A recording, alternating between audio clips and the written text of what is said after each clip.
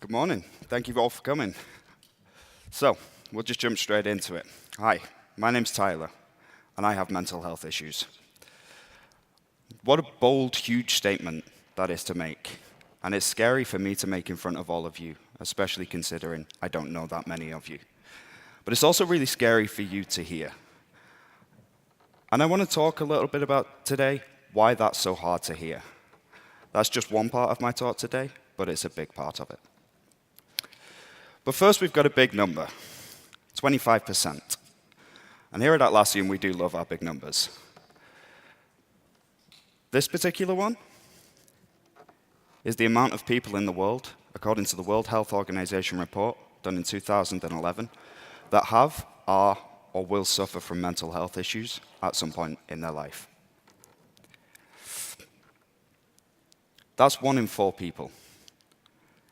I want you to take a look around you. Look at the person to your left, and look at the person to your right, and then the person in front of you. And if you've got nobody in front of you, that's me.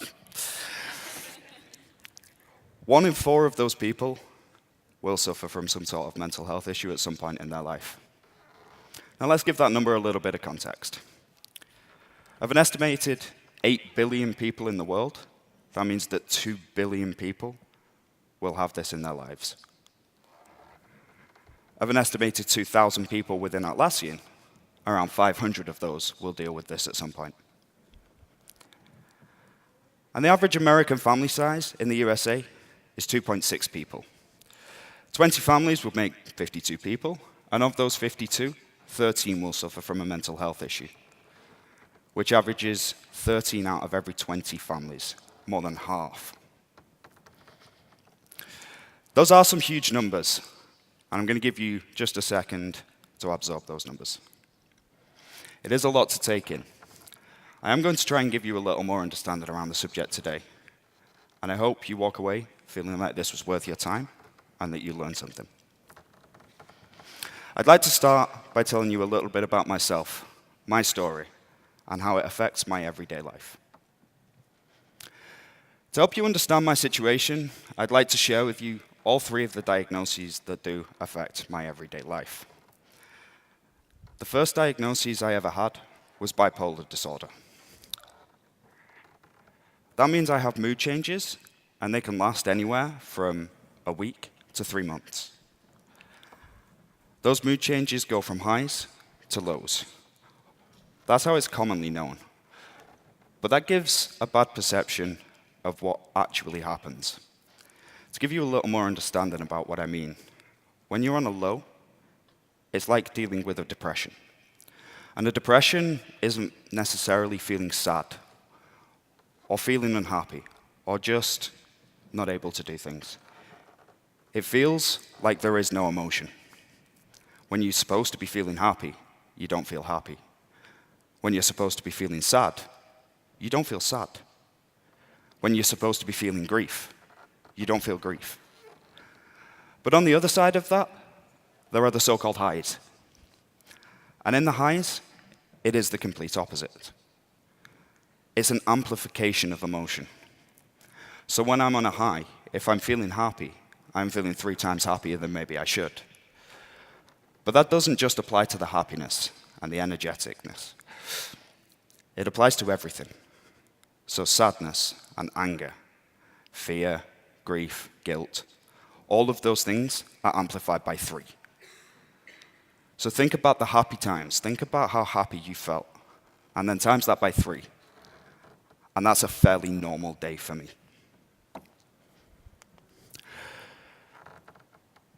The second diagnosis that I had was anxiety disorder. And I hope that you all see the irony in me talking to you about an anxiety disorder and having anxiety about talking to you about an anxiety disorder.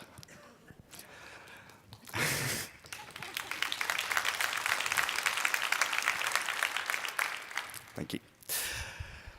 So with an anxiety disorder, normal everyday things that you may do every day, even something like just getting to work in the morning, can give me anxiety. It can make me feel nervous. And it ranges. There are more severe periods of anxiety, And then there's just the sort of general level of anxiety that I suffer all of the time. These can be anything. And it could be standing up on stage in front of you all. Or it could be something as simple as a ticket comes in and I need to do something fast. And it can have a multitude of effects on me too. It can range from just having a general shortness of breath and not really being able to focus properly for a few minutes, to something that's severely impairing, where, and this has happened before, I just curl up, can't talk, can't move, can't breathe. It feels like I'm drowning in normal air.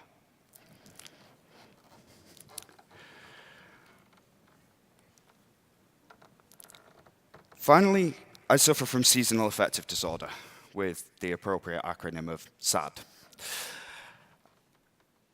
And what seasonal affective disorder is when the winter months roll around, when the days start to get shorter, when it's dark when you get to work and dark when you leave work. You all know that feeling, right? It makes me feel bad during those days. It can drop me into deeper depressions. And it's just the fact that it's winter. There is no other reason for it. And on that note, all three of these things can happen at the same time.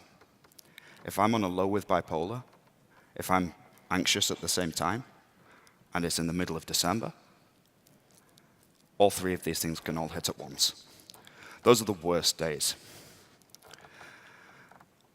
And what I also want to mention is, long before I was actually diagnosed with any of these issues, I was suffering with them anyway. So many people do suffer from these things without ever knowing that they are suffering. After I was diagnosed, I started to look back on certain periods in my life, and a lot more things started to make a lot of sense.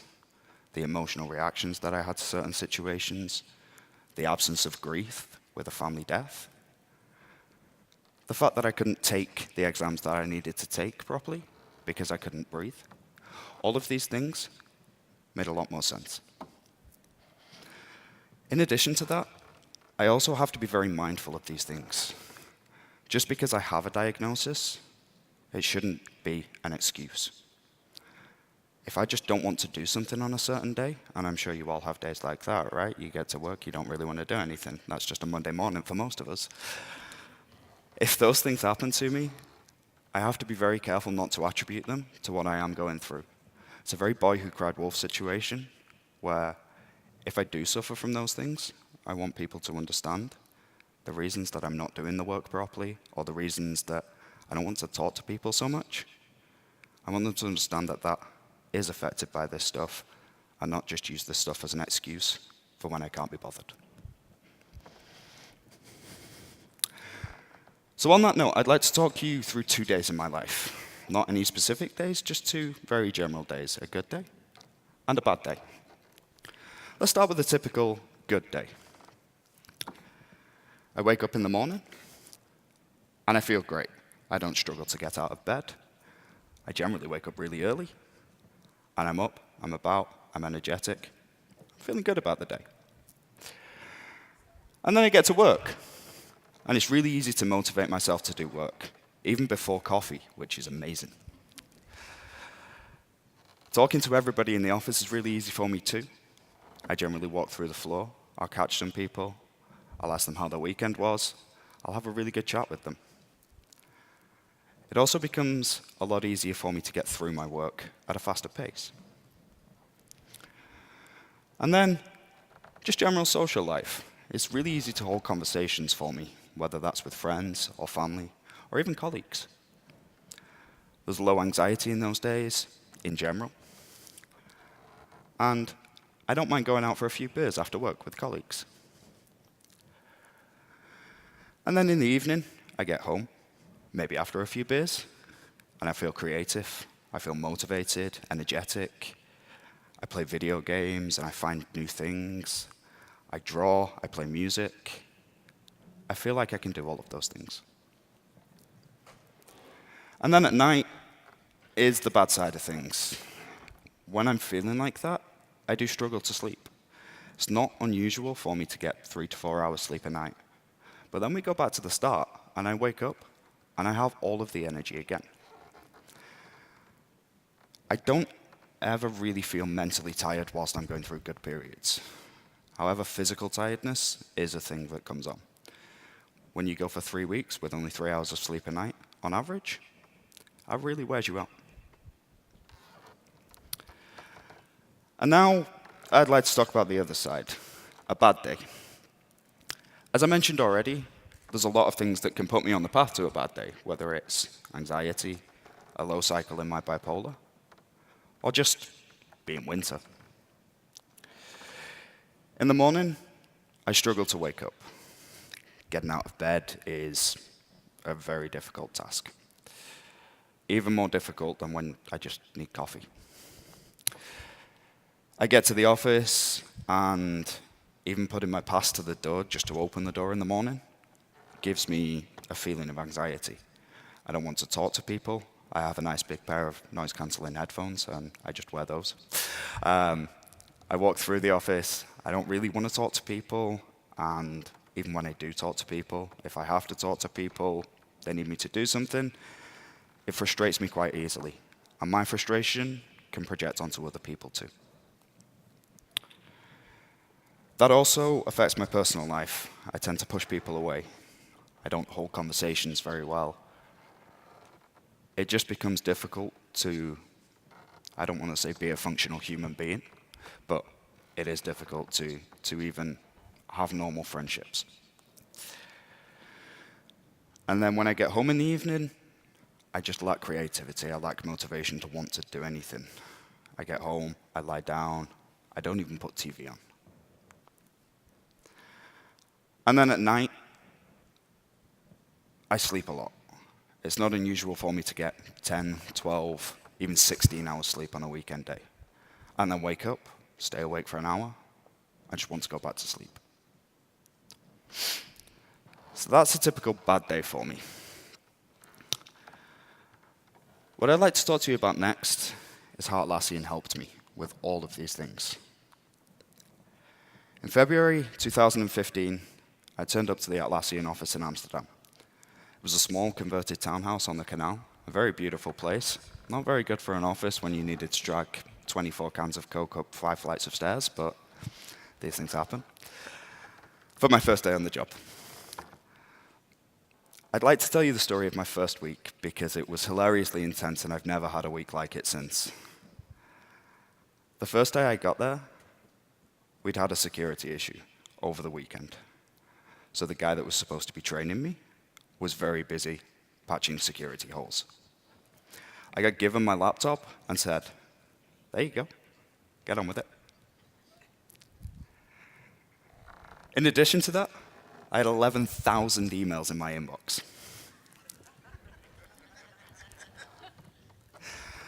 As an IT guy, I got added to a lot of mailing lists, but with 11,000 emails, I missed some important ones.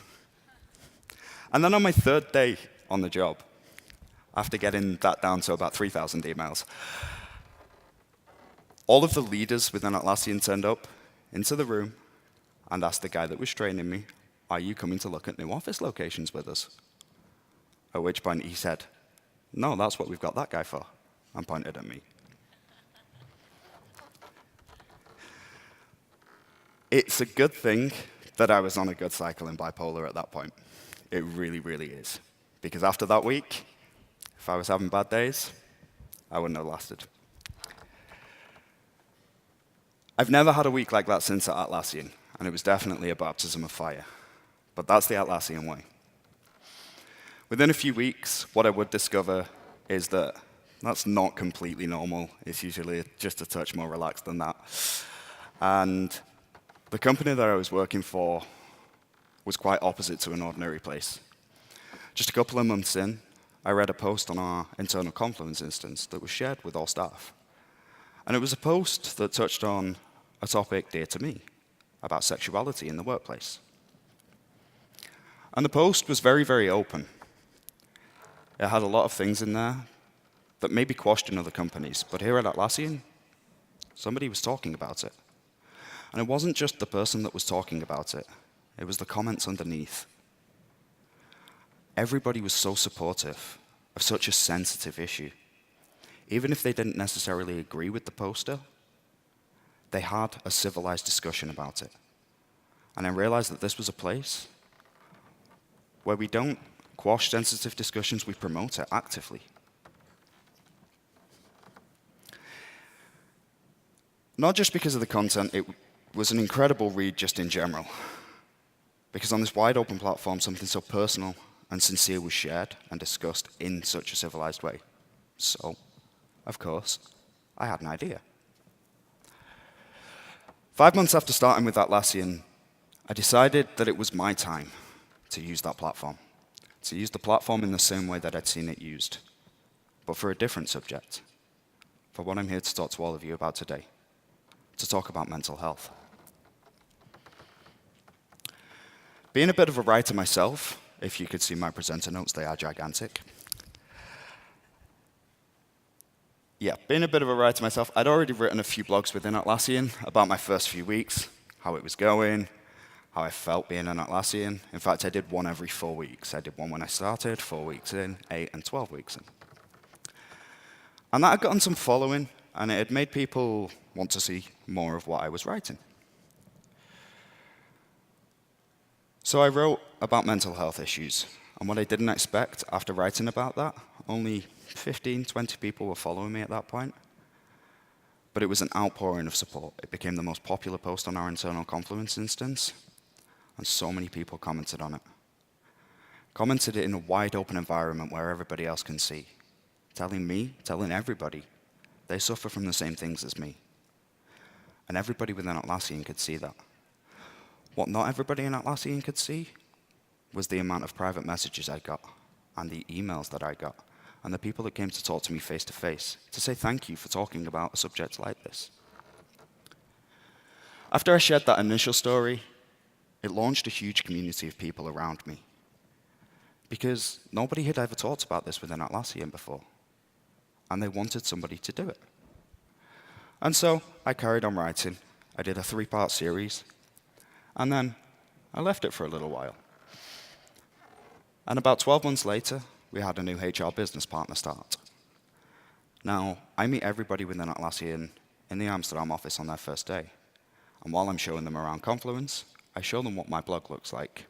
Because, as I said, I'm a bit of a writer. There's a lot of blog posts on there. I'm like, here's a good example of a blog.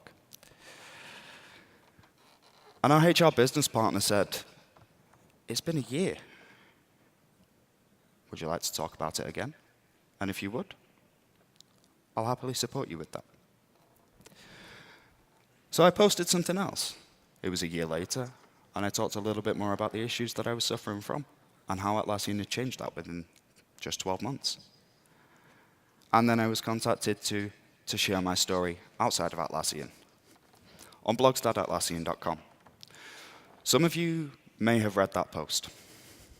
Some of you may not have read that post, but it's on blogs.atlassian.com if you would like to. And that is what led me here to talk to everybody about it. So, what is the Atlassian Way? Well, before coming here, I'd never really been able to talk openly about my issues, even my sexuality, which is quite a hugely talked about subject in the past few years. It was difficult to talk about. Every voice deserves an equal say. And that's the way that I feel Atlassian does it. They give you the platform to talk about these issues without you ever feeling like you're being invalidated or undermined by anybody. As far as the company goes in terms of organizational structure, I'm not a team leader. I'm not a leader of people. I'm not a leader of processes. But when I posted this, Atlassian made me a leader. Not of people, not of a process, not of anything within the business, but a leader of a topic. Atlassian not only provided that for me, but they pushed me to continue doing it, even when I felt disheartened. Tying back to a couple of earlier points that I've made, Atlassian isn't afraid of taking steps into the unknown. This subject is something that, as far as I'm aware, everybody in Atlassian was aware of, but hadn't really been talked about. And within that, nobody had ever been given a chance to contribute to the discussion. When the discussion isn't opened, nobody gets a chance to contribute. In addition to other discussions I've heard frequently within Atlassian, such as discussions around sexuality, gender, equality, racism, sexism, ageism, and everything in between, Atlassian isn't afraid to host the most sensitive of discussions. And on that same note, we're also not afraid to admit when we get stuff wrong. We're not a perfect company. We do get stuff wrong. The difference is we hold our hands up and say, okay, we can do that better. That makes for a wonderful culture where everybody can feel comfortable sharing. In my whole time talking about this subject, and it's almost 2 years to the day since I wrote my first post, I've never once been told, don't talk about this. Of course, there's things I can talk about in better ways. But I've never been discouraged from trying to do something to make a change. Even if it's just to change the way 1, 2, or 10 people think about it. Within that, there have been champions of my cause, not just myself, but people who have pushed me to do more, to talk more, to say more. And if it weren't for those people actively supporting me, I'd never have written more about it. Even just from my first post, I was worried after sharing that. I left it overnight. I came back in the morning after Sydney and San Francisco had been online, and there were just so many comments on there. And from that, it led me to take my voice public. And if it weren't for that community of support, I'd never be stood up in front of all of you today. That brings me nicely to talking about some of my biggest champions, the people that I work with every day. Here at Atlassian, I consider myself a part of many teams. The 3 big ones that I can actually really talk about are my Amsterdam team, the people that I go to work with every day and the people that I support. The wider Atlassian team, the 2,500 people that work with Atlassian. And the workplace technology team, the team that I fall into organizationally. I'd like to talk to you about 2 of those teams, the workplace tech team and the Amsterdam office team. These are the people that I work with every single day. Now, I work alone in the Amsterdam office in my team. The whole IT function essentially falls down to me. And it is difficult at the best of times, but working alone when you feel like shit is really tough to handle. Fortunately, I have a wonderful team and very supportive management, from the top all the way down to my line manager. My team also read my blogs regularly to get more of an understanding about what goes on in my life and how it affects me. And in that same breath, my Amsterdam team are just as supportive. They understand how I act on the good days, and they help me through the bad days. So how do my teams help me with that? Now, a bad day for me is when 3 major things happen. First of all, I get very antisocial and anxious about talking to people. And even though a large part of my job is talking to people, it still terrifies me sometimes. Sometimes things don't get done just because of lethargy, lack of attention, or simply because I focus my time incorrectly. And I rely heavily on my colleagues to be able to take work from me where possible. But I work in hardware, so a lot of my work has to be done by me, simply because I'm the only person in the office.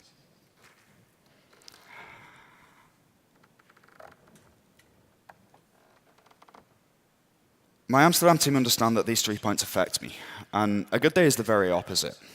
A lot of things do get done. Things that I probably shouldn't have time to do, they still get done because I'm just focusing on 10 things at once, and all 10 things tend to happen.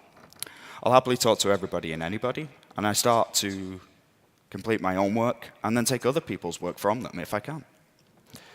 Once again, it's all about the balance. So, what can your company do to make things better? A low-stress environment is something that Atlassian provides for me. And when I say low stress, I don't mean that I don't have a lot of work to do. I don't mean that we're not pioneering new things all of the time. What I mean is, even because we're fast-paced, that doesn't mean that every employee has to suffer high stress. My team, if I tell them things are getting too much for me, will take things away until I can handle it. Because that's the best way that I work. If I'm highly stressed, the likelihood is the 5 things that are stressing me out won't get done. But if I'm low stressed and I have 3 things to do, then those 3 things will get done. Mental health days. It's kind of a sensitive subject, but sometimes someone like me is going to just need a day. Just to take some time away. Have some time away from the office, get my head straight, and think. Sometimes that can't happen in the office, and sometimes I just need to be at home for that, surrounded by my things, surrounded by people that I want to be surrounded by, or even just hiding in my room on my own. Give the right level of support for those days, and understand that a mental health day is no different to giving somebody a day off with the flu.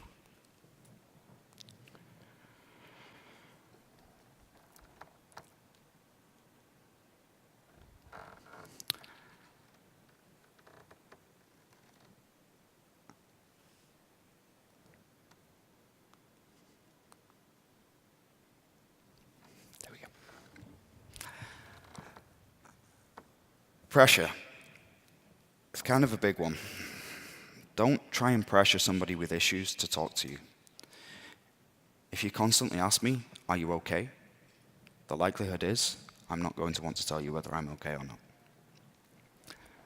Let them know that you're there once, and then leave it at that. Not everybody needs an intervention. You're actually more likely to drive them away by doing so. This isn't about you being distant from that person, and it isn't about you distancing yourself away from them emotionally. It's simply about giving that person the time to talk to you, the time to even sort their own thoughts out before they do want to talk to you. Sometimes they just won't want to talk. And go public. Atlassian let me take their brand, the company name, and push this out to people, even pushing it onto blogs.atlassian.com. That was an amazing thing. And about a week after that happened, Mike Cannon-Brookes tweeted it out as well. That was an incredible feeling for me. And it's what convinced me that talking at Summit would be something that Atlassian would support me in doing. And it's something we can all do. If you have somebody that's comfortable with championing the cause, promote that person. Push them to do it. But only if they feel comfortable doing so. Let people know it's okay to talk about this in your company. There is a stigma surrounding it, but if people know it's okay to talk about within your company, they're more likely to talk about it not just in your company, but in their circle of friends, and even to a wider audience. I talk a lot about being an advocate for this cause, and I think that is in part because I feel like I'm the advocate, at least the Atlassian advocate for this cause. Let's talk a little about how maybe you can be a leader of this subject in your own circles. Some of you will be here today because this subject touches close to home. And if you're a fellow sufferer, this slide's definitely for you. People will always wonder what you're going through until they know what you're going through. If you have somebody that you feel comfortable with talking to, then talk to them about it. People notice your mood differences. Even if you just work with them every day and don't talk to them that often, they will notice. You will get a lot of support. A lot of people do suffer from this thing. Like the first few slides that I showed you, 1 in 4 people do suffer. If you tell people about it, the likelihood is they know somebody who's already suffering from it. And if people know ahead of a bad day that it might be coming, they'll be so much more prepared for it. And then inform people. Have you been on a good run of days and weeks and months, and suddenly you're hit with a bad day? This is very similar to my previous point, but this is more about letting people know when it happens. So not just that it may happen, but letting them know when it happens. Make sure people you trust know about it. People will do a whole lot for you if you need it. Really, I've tried. Writing is something that I know helps a lot of people, and this is usually one of my first go-to points. If you write about it, if you just keep a notepad and pen handy, it may help you organize your thoughts, it may be cathartic for you, and it's something that I do very frequently. You're not necessarily writing for other people to read. I mean, I posted on blogs.atlassian.com, but that wasn't for my catharsis. I have a notebook full of stuff. In fact, I have about 4 of them.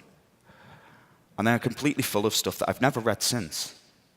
It's just been helpful for me to write down not just how I'm feeling, but why I feel like I'm feeling that way. And stand up. Tying into my previous point about what your company can do for you, this is something that you can do for your company too.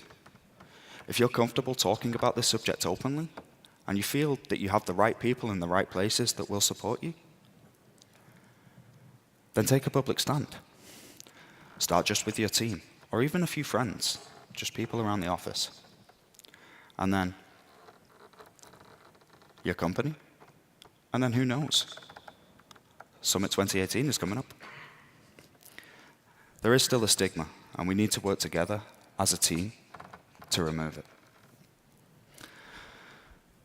So what can you do, not as a company, but just as a person, if you know somebody is suffering? My first point is time and space. Just to reinforce a previous point I talked about, give that person the time and space they need to figure things out for themselves, whether it's in the office, a mental health day if they need it. Just let them get to a better place. Being there without pressure is one of the biggest things that I tell everybody. I know it's tough to see someone suffer and not be able to do anything, but if they know you're there and they need you, they will come to you. Understanding. I know we all use Google so much. We all ask Google questions, but Google doesn't necessarily give all of the right answers. If you search this, there seems to be a search for a fix-all. And unfortunately, a fix-all just doesn't exist. Everybody is different. Every brain is wired differently. Even 2 people with the same diagnoses aren't the same. This isn't something that can be fixed by one thing. And try to hold off on the advice as much as possible. I know that's difficult. But hearing, have you just tried being happy? Have you tried not feeling sad? Are 2 of the worst things that I've ever heard.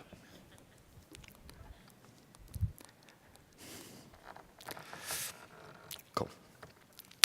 So I'd like to leave you with some final thoughts.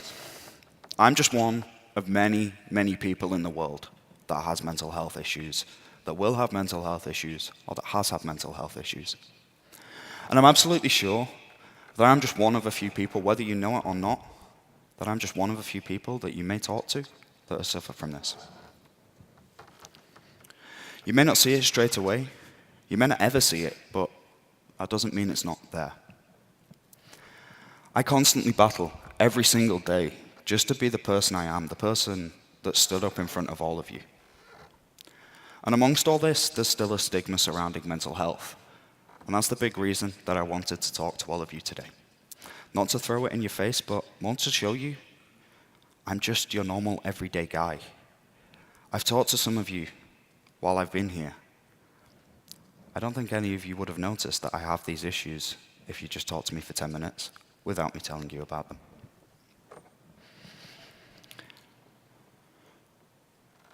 I certainly look forward to maybe working with some of you in the future, and I look forward to hearing that you're champions of the cause.